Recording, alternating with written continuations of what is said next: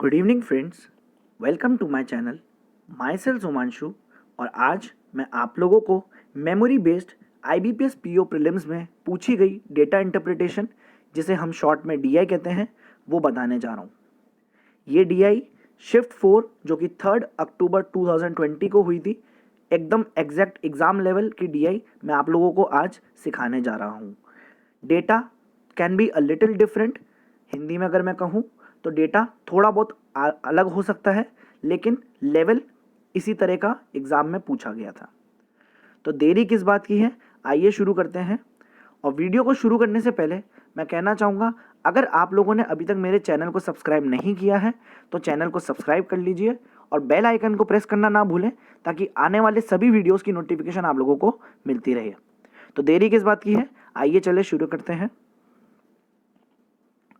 तो ये आप लोगों के सामने डेटा गिवन है। आप वीडियो को पॉज करके डेटा को पूरा बनाने की कोशिश करिए और फिर जैसे कुछ क्वेश्चंस आएंगे मैं आप लोगों के सामने पेश करूंगा। तो वीडियो को आप पॉज कर लीजिए, मैं बीच में कुछ नहीं बोलने वाला कुछ देर तक।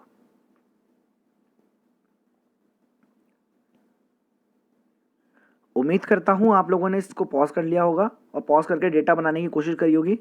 तो क्या कह रहा है ये क्वेश्चन, एक बार आप पढ़ लेते हैं कि given below is a data regarding employees working in a company, read the data carefully and answer the questions that follow. क्या मतलब है इसका कि एक डेटा गिवन है हमको कुछ एम्प्लॉइज का जो कंपनी में वर्क कर रहे हैं, इस डेटा को पढ़िए और इसके ऊपर जो भी क्वेश्चंस हो वो फॉलो करिए।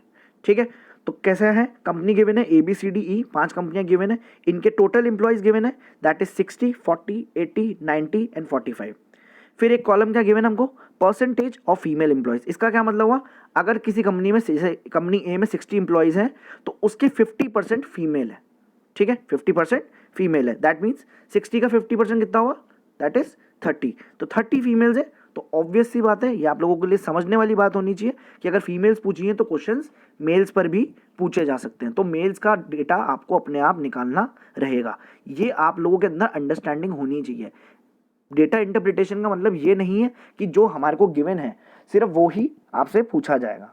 ठीक है, आपसे उल्टा या रिवर्स क्वेश्चन भी पूछा जा सकता है। तो अगर फीमेल्स के बारे में डेटा की कुछ इंफॉर्मेशन गिवन है तो आप उसका अपोजिट साइड निकाल कर रख लीजिए। ठीक है, मैं उम्मीद करता हूं आप लोगों को समझ में आई होगी। तो 60 का half is 30 and then total PG degree holders कितने हैं, 20। अब ये क्या है, टोटल PG डिग्री होल्डर्स का मतलब क्या है, जितने टोटल इंप्लॉयज है दैट इज 60, तो 60 में से 20 के पास PG होल्डर है, मतलब PG की डिग्री है।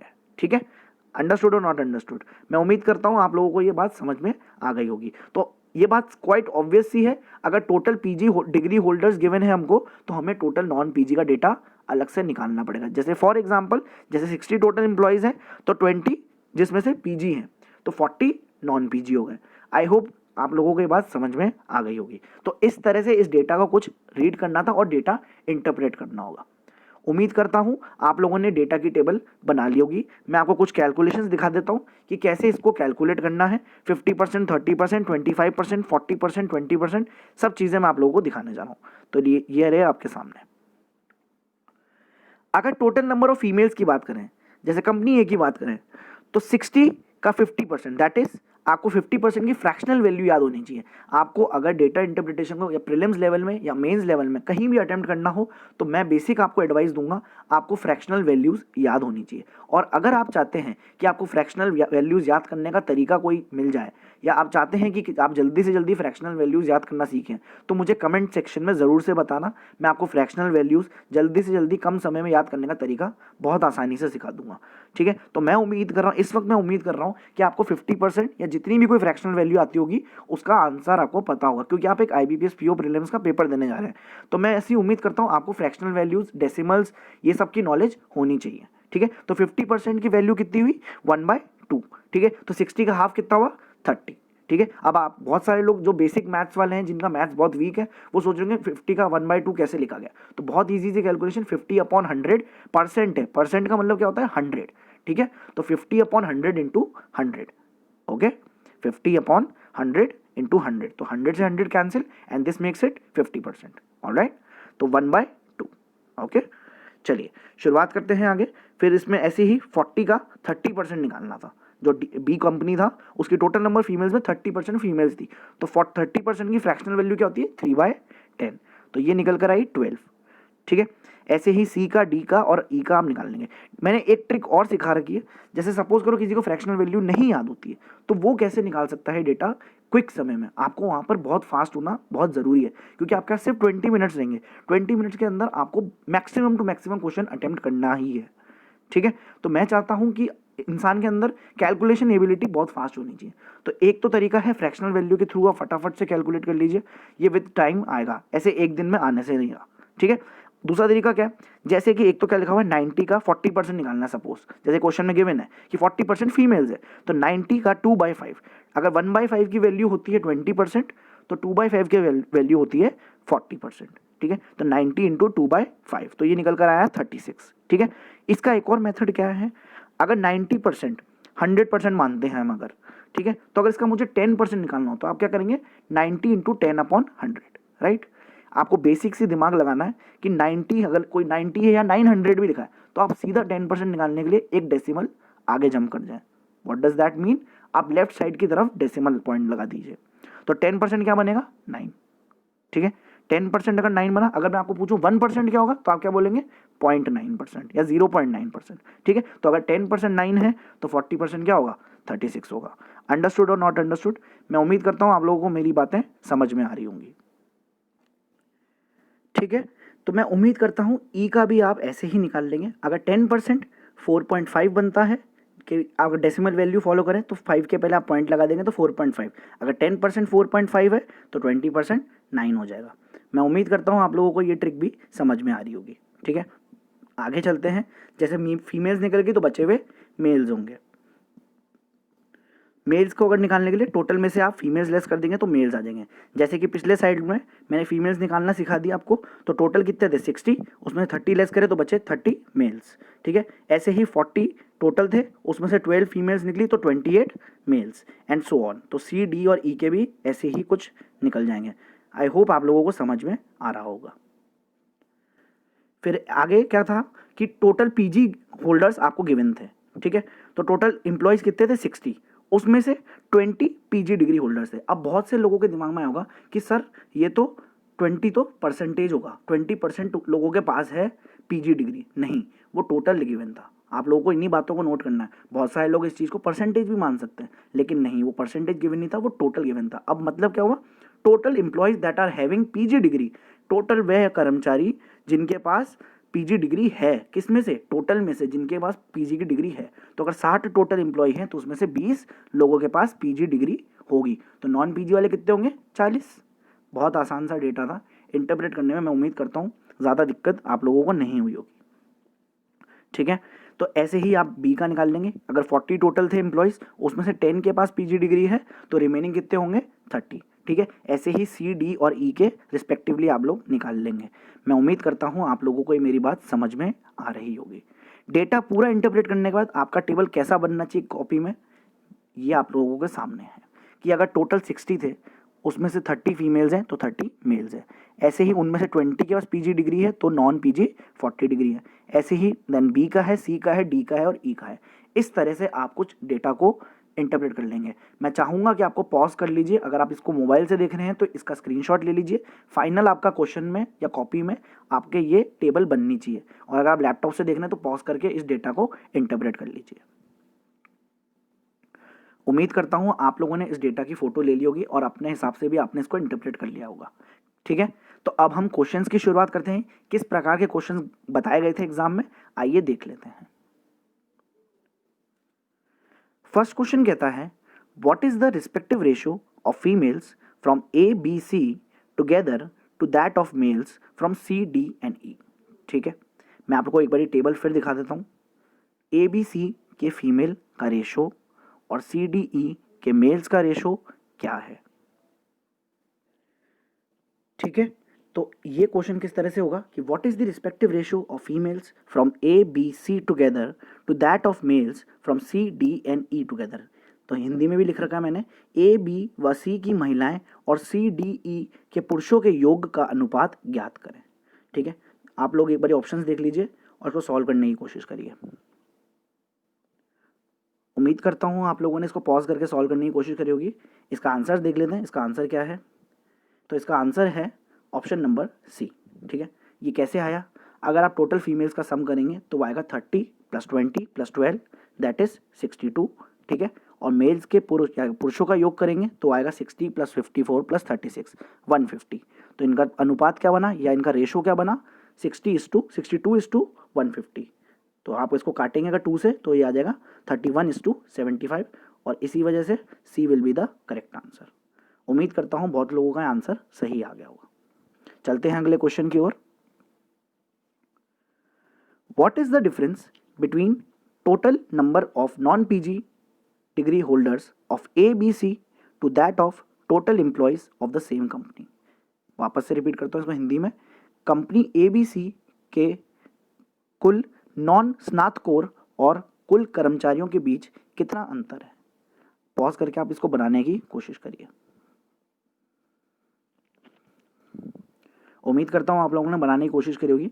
इसका आंसर है ऑप्शन नंबर ए। तो जो डिफरेंस है नॉन पीजी वालों का डिफरेंस बोला गया। ठीक है, क्या पूछा? डिफरेंस पूछा है नॉन पीजी वालों का डिफरेंस, ABC और टोटल एम्प्लॉय उसी कंपनी के टोटल एम्प्लॉयज़ का सम। ठीक है, तो टोटल एम्प्लॉयज़ कितने थे? 60 + 40 + 80 दैट इज 180। और नॉन पीजी वाले कितने थे? 40 + 30 + 50 वो आए 120। तो 180 - 120 60 होगा और इसी वजह से option A is the correct answer. उम्मीद करता हूँ आप लोगों का क्वेश्चन सॉल्व हो गया होगा। चलते हैं अगले क्वेश्चन की ओर। Males of company D and E are how much % more or less than that of total employees from A and B together? Hindi में बोल देता हूँ। कंपनी D और E के पुरुष A और B के कुल कर्मचारियों से कितने प्रतिशत कम या ज़्यादा हैं? आप पॉज करके इसको बनाने की कोशिश करिए। आप लोगों के पास डेटा इंटरप्रेटेड है, आप उसमें से कैलकुलेशन करिए और आंसर मार्क करने की कोशिश करिए। उम्मीद करता हूँ आप लोगों ने पॉज करके बनाने की कोशिश करी होगी। इसका आंसर देख लेते हैं कि इसका सही जवाब क्या है। सो इसका सही जवाब है C option that is 10% less. अब ये कैसे आया?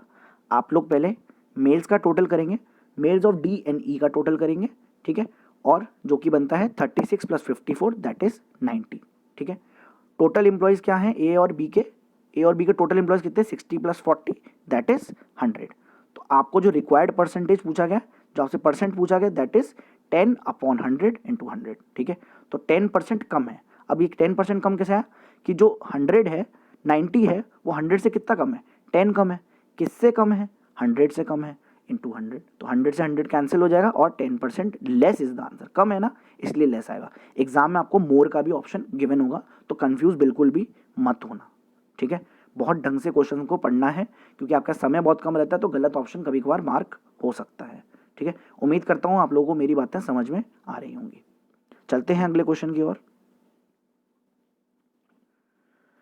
What is the difference between the average of PG degree holders from company A, B, C together to that of non-PG degree holders from the same? Hindi में बोल देता हूँ। Company A, B, C के PG degree holder के औसत और A, B, C के ही non PG degree holder के औसत के बीच अंतर ज्ञात करें। आप इसको पॉज करके बनाने की कोशिश करिए, फिर मैं इसका आपको आंसर बताता हूँ। उम्मीद करता हूँ आप लोगों ने पॉज करके बनाने की कोशिश करी होगी। इसका आंसर देखते हैं। मैंने इसके लिए दो तरीके करे हैं, बहुत इजी तरीके हैं। एक तो बेसिक तरीका जो इंसान क्या करता है, sum of observation upon total number of observation. ठीक है, जो भी गिवन है हमको, जैसे ABC का सम पूछा था PG का और नॉन PG का ABC का ही सम का डिफरेंस पूछा था, राइट। एवरेज का डिफरेंस पूछा था या औसत का डिफरेंस पूछा था या अंतर पूछा था। ठीक है, तो आप क्या करेंगे, टोटल PG का सम करेंगे 20 + 10 + 30 जो कि बनता है 60 और 60/3 या 60/3, तो ये कितना आया 20। ठीक है, ऐसे ही टोटल नॉन PG निकाल लेंगे 40 + 30 + 50 जो कि बनता है 120। तो 120/3 = 40 और अंत में क्या करेंगे आप 40 - 20 और 20 आपका एवरेज आ जाएगा और हेंस आपका आंसर सी आप मार्क करेंगे और आगे चल पड़ेंगे। ठीक है, ये तो बेसिक तरीका हुआ जो हर कोई करेगा, पर इस क्वेश्चन को फटाफट से क्विक कैलकुलेशन में कैसे किया जाए, इसका मेथड 2 है। उसका जिसको एग्जाम में क्लिक हो जाए वो उससे कर सकता है। ये आपकी टोटली प्रैक्टिस पे डिपेंड करता है। अगर आपके लिए मेथड 1 ईजी पड़ता तो आप मेथड 1 से करिए, पर जैसे मैंने एग्जाम में अगर आया था मेरे क्वेश्चन तो मैंने इसको मेथड 2 से किया था, that is taking the standard deviation. इसको हिंदी में कहते हैं मानक विचलन लेना। ठीक है, मानक विचलन लेना क्या होता है कि आप खुद देखिए, टोटल पीजी कितने गिवन है 20, किसके, ए के। ठीक है, टोटल नॉन पीजी कितने गिवन है, ए कंपनी ए गिवन है ना, हाँ ओके, कंपनी ए ही है, तो ए के 20 गिवन है पीजी, ए के ही नॉन पीजी कितने गिवन है 40, तो 40 और 20 का डिफरेंस कितना हुआ 20। ऐसे ही बी का क्या है 10, और बी के ही नॉन पीजी कितने हैं 30, तो 10 और 30 का डिफरेंस कितना हुआ 20। सी का डिफरेंस कितना है 30 और वो कितना है 50, तो 50 और 30 का डिफरेंस 20। तो आपको एक बेसिक सी बात समझनी, जब सबका ही डिफरेंस 20 आ रहा है तो उनके एवरेज का एवरेज या फिर औसत का जो डिफरेंस आएगा या अंतर आएगा वो भी 20 आएगा।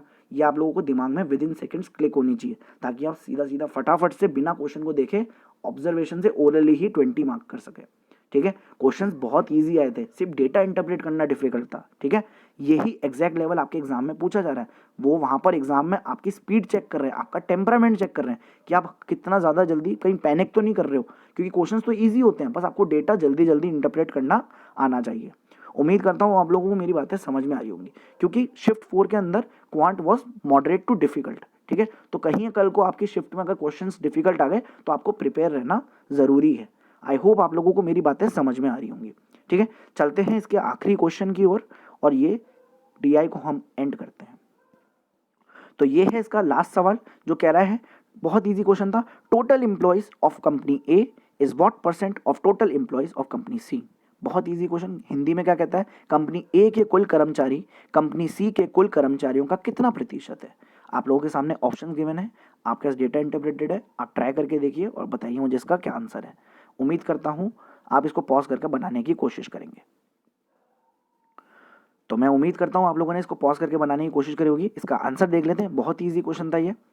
हमारे को रिक्वायर्ड परसेंटेज क्या, टोटल परसेंटेज, टोटल लोग कितने गिवन थे कंपनी ए के, दैट इज 60, और टोटल कंपनी के सी के कितने थे 90, तो 60 इज व्हाट परसेंट ऑफ 90। इतना सा क्वेश्चन था। तो 6/9, 0 से 0 कैंसिल करेंगे, 6/9 को आप 3 से अगर काटोगे तो 3 2s are 6 and 3 3s are 9, तो 2/3 इंटू 100। अब एक इंसान को फ्रैक्शनल वैल्यू याद होना बहुत ज़रूरी है। अगर 1/3 की वैल्यू होती है 33.33%, तो 2/3 की वैल्यू होती है 66, 2/3%। ठीक है, तो हेंस इसी वजह से हमारा आंसर ए हो जाएगा, दैट इज 66, 2/3%। आई होप आप लोगों के लिए बहुत ईजी पड़ रहा होगा और समझ में आ रहा होगा। मुझे, अगर आप लोगों को फ्रैक्शनल वैल्यूज जल्दी से याद करना सीखना है तो मुझे ज़रूर कमेंट सेक्शन में बताएं कि आपके लिए मैं नया वीडियो फ्रैक्शनल वैल्यूज़ का बनाऊं या नहीं बनाऊं। ठीक है, तो उम्मीद करता हूं आप लोगों को डीआई समझ में आई होगी। ये बिल्कुल मेमोरी बेस्ड क्वेश्चन लेके आया हूँ आप लोगों के लिए। डेटास बस मैंने हल्के से चेंज किए हैं और क्वेश्चंस, बट क्वेश्चंस का लेवल डिट्टो या एग्जैक्ट बिल्कुल सेम था। तो मैं उम्मीद करता हूँ आप लोगों को मेरा डीआई एक्सप्लेन करने का तरीका समझ में आएगा।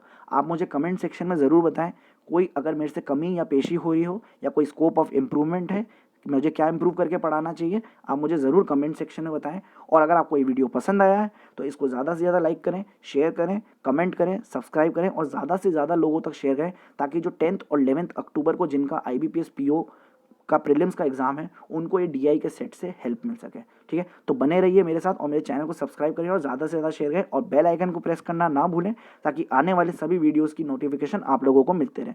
तो आई विल सी यू गाइस सून। तो मैं आपको नए और वीडियोस के साथ जल्दी ही मिलता हूँ।